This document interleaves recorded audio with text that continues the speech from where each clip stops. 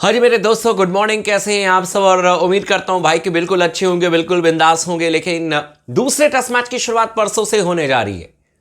इस समय भारतीय टीम 1-0 से जरूर पीछे है। पहले टेस्ट मैच में हम हार गए थे, वो भी जीता जिताया मैच हम हारे थे, और उसमें गलती हमारी ही थी। कैचेस हमने छोड़े थे, तमाम तरीके की चीजों पर चर्चा हुई है।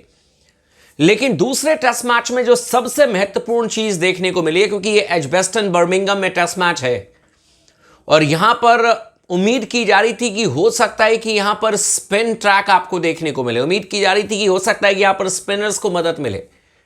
कई सारे मीडिया हाउसेस में तो यहां तक खबर चल गई कि कुलदीप यादव को यहां पर खिलाना चाहिए था। मुझे भी लगा कि इसके ऊपर में जरूर चर्चा होनी चाहिए, क्योंकि कुलदीप यादव हमारे बहुत बड़े मैच विनर हैं और उन्होंने टेस्ट मैचेस हमें जिताए हुए हैं। इंडिया को टेस्ट मैचेस उन्होंने, आपको याद होगा, बांग्लादेश में जाकर के उन्होंने टेस्ट मैचेस जिताया था। इंडिया को टेस्ट मैच उन्होंने ऑस्ट्रेलिया के खिलाफ में 2017 में आखिरी जो उनका पहला डेब्यू टेस्ट मैच था, वो भी उन्होंने धर्मशाला में जिताया था। लेकिन इंडिया और बांग्लादेश में पिच जो है वो थोड़ी सी स्पिनर्स को मदद करती है, तो लगा कि यार इंग्लैंड में क्या वाकई में कुलदीप यादव खेल पाएंगे, नहीं खेल पाएंगे। लेकिन बर्मिंघम एक ऐसी जगह जहां पर कि कुलदीप यादव को खिलाने के बारे में चर्चा हो रही थी। लेकिन अब यहां पर पिच को लेकर के एक बड़ा खेल हो चुका है। अब इसको इंग्लैंड की तरफ से एक गंदा खेल कहें, या इंग्लैंड ने अपने होम कंडीशन का फायदा उठाने के बारे में सोचा, व्हाटएवर, जो भी आप कहें, जो भी आप समझे। क्योंकि जब इंग्लैंड की टीम हिंदुस्तान में आती है तो हम भी स्पिनिंग ट्रैक बनाते हैं, और इंग्लैंड वाले जो हैं वो कहते हैं कि भाई इन्होंने तो खेत में हमें मैच खिला दिया। माइकल वॉन का स्टेटमेंट आप लोग को बहुत अच्छी तरीके से याद होगा। बार बार उनका यह बयान होता था कि इन्होंने खेत पे मैच खिला दिया, रैंक टर्नर जब पिच मिलती थी। लेकिन अब इंग्लैंड की टीम जो है वो भारतीय टीम से बदला लेने के चक्कर में बर्मिंघम में, जहां पर कि मतलब कि हिस्टोरिकली अगर आप देखें, इतिहास को उठा करके देखें, तो यहां पर स्पिनर्स का बोलबाला रहा है। ऐसा नहीं है कि तेज गेंदबाजों ने विकेट्स नहीं, तेज गेंदबाजों ने ज्यादा विकेट निकाले, लेकिन इंग्लैंड में अगर कहीं पर स्पिनर्स थोड़े से धाक जमाते हुए नजर आए तो वो बर्मिंघम एजबेस्टन में रहे।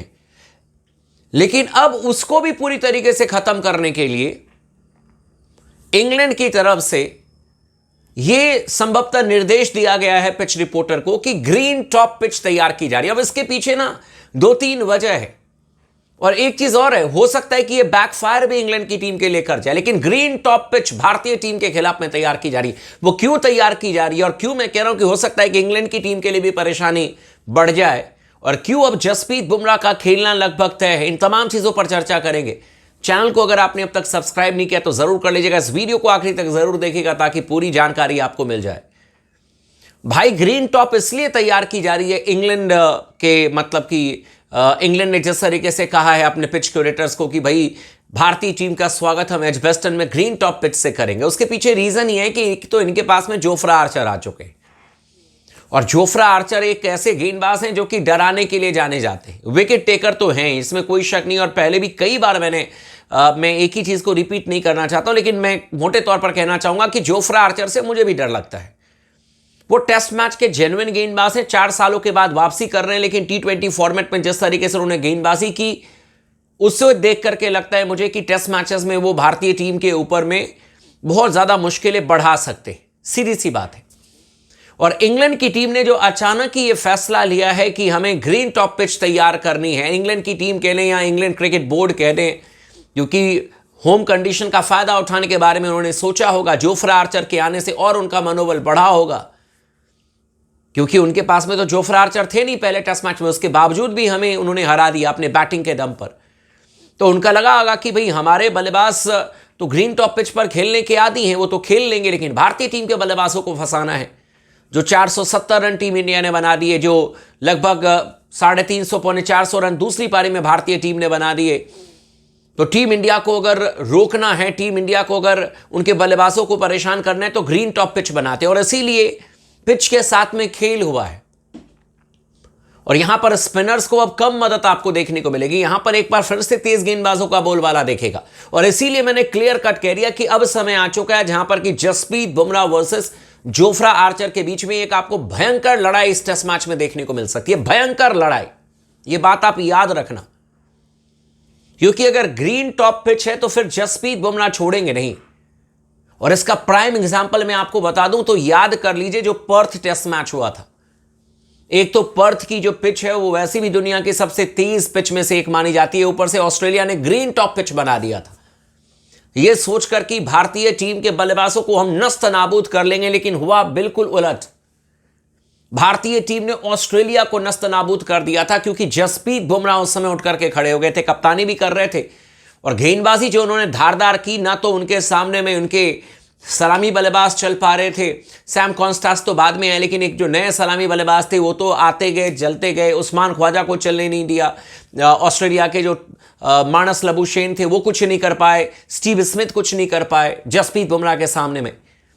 तो अब जो आपको एजबेस्टन में दिखेगा ना, वो Jasprit Bumrah versus Jofra Archer के बीच में लड़ाई दिखेगी। और मैं अब मानने को तैयार ही नहीं हूं कि इस ग्रीन टॉप पिच को देखते हुए भारतीय टीम जसप्रीत बुमराह को कह दे कि आप रेस्ट कर लें, या जसप्रीत बुमराह कह दे कि मैं रेस्ट करना चाहता हूं। क्योंकि मेरे ख्याल से देखो यार, जब आपको सीरीज में 3 ही टेस्ट मैच खेलना है, और जब आपको पता है कि एजबेस्टन में एकदम ही पिच के हालात बदले जा रहे हैं, पिच एकदम ग्रीन टॉप बनाई जा रही है, तो ऐसे कंडीशन में अगर बुमराह नहीं खेलेंगे तो फिर बुमराह का होना ना होना फिर तो कोई मतलब नहीं है। और इसीलिए मुझे लगता है कि अब डायरेक्ट फाइट है ये Jasprit Bumrah versus Jofra Archer के बीच में, आपको एजबेस्टन में देखने को मिलेगा। और मैं तो क्लियर कट कह रहा हूं कि जसप्रीत बुमराह, मोहम्मद सिराज, इसके अलावा आप अर्शदीप सिंह, और साथ में अगर आप एक और जो आपके पास में तेज गेंदबाज हैं, मतलब मोहम्मद सिराज, जसप्रीत बुमराह, प्रसिद्ध कृष्णा और अर्शदीप सिंह, आप शार्दुल ठाकुर को ड्रॉप कर दीजिए।